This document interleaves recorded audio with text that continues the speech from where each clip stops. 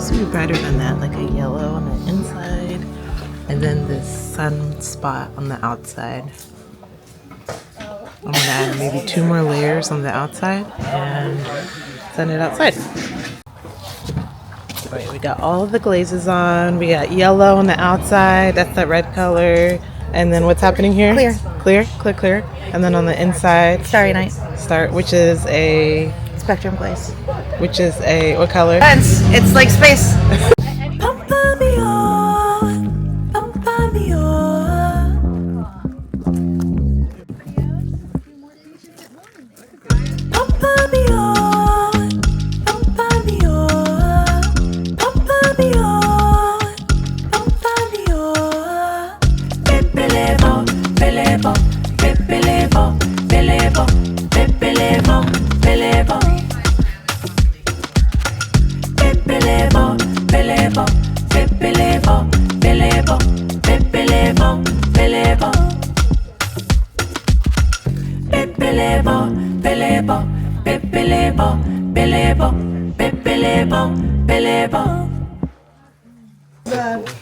The corrosion better of soda, and then the insulation brick just holds the heat in. Where do you ship the soda in? Okay, so this here is a hybrid kiln, so it's both wood and gas. See the gas burners? Yeah. So there's 3 and then 2 gas burners on each side. These are like little rocket ships. Okay.